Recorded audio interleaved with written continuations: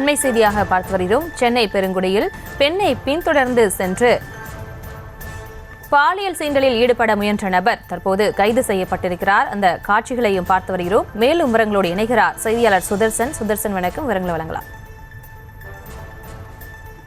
வணக்கம். கடந்த செவ்வாய்க்கிழமை அன்று துரைப்பாக்கம் அருகே ஒரு சாலையில நடந்து சென்று கொண்டிருந்த கேரளாவை சேர்ந்த ஒரு மின்பொறியாளர் ஒருவர் அந்த பெண்ணை ஒரு ஓட்டல் ஊழியர் ஒருவர் பாலியல் வன்கொடுமைக்கு தொடர்ந்து அவருக்கு தொல்லை கொடுத்திருக்கிறார், பாலியல் தொல்லை கொடுத்திருக்கிறார். இந்த நிலையில அந்த பெண் தைரியமாக செயல்பட்டு சிசிடிவி காட்சி அதை கைப்பற்றி அந்த பெண் துரைப்பாக்கம் காவல் நிலையம் நேரில் சென்று இந்த மாதிரி ஒரு நபர் எனக்கு பாலியல் தொல்லை கொடுத்து வந்தார், நான் நடந்து செல்லும் போது பின்தொடர்ந்து என்னை பாலியல் தொந்தரவு செய்தார் அப்படின்னு சொல்லிட்டு சிசிடிவி காட்சியின் அடிப்படையில துரைப்பாக்கம் காவல் நிலையத்தில் புகார் என்பதை அளித்திருந்தார்.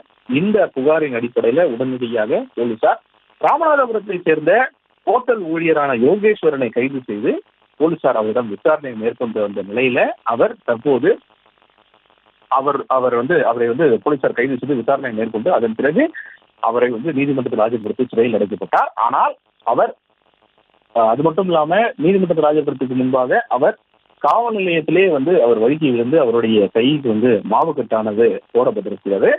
இந்த நபர் பின்தொடர்ந்து செல்லக்கூடிய அந்த சம்பந்தப்பட்ட அந்த குற்றவாளி அந்த பெண்ணை பின்தொடர்ந்து செல்லக்கூடிய அந்த சிசிடிவி காட்சி தற்போது வெளியாக இருக்கிறது. அந்த ஓட்டல் ஊழியர் நடந்து சென்ற அந்த பெண்ணை தொடர்ச்சியாக அவர் பின்தொடர்ந்து சென்று பாலியல் வன்கொடுமை செய்திருக்கிறார். அது அந்த தொல்லையும் கொடுத்திருக்கிறார். இந்த அடிப்படையில தான் தற்போது அந்த ராமநாதபுரம் மாவட்டத்தை சேர்ந்த அந்த ஓட்டல் ஊழியரை போலீசார் கைது செய்திருக்கிறார்கள். இந்த சிசிடிவி காட்சியில அந்த பெண் நடந்து செல்கிறார். அவர் பின்தொடர்ந்து அந்த ஓட்டல் ஊழியர் தொடர்ந்து அவருக்கு பாலியல் துன்புறுத்தல ஈடுபட்டு வருகிறார், தொல்லை கொடுத்து வருகிறார். அந்த சிசிடிவி காட்சி தான் தற்போது வெளியாகி இருக்கிறது. தொடர்ந்து துரைப்பாக்கம் போலீசார் அந்த நபரை கைது செய்து அவரை சிறையில் அடைத்தார்கள். ஆனாலும் இந்த வழக்கு குறித்து தொடர்ந்து விசாரணை மேற்கொண்டு வருகிறார்கள்.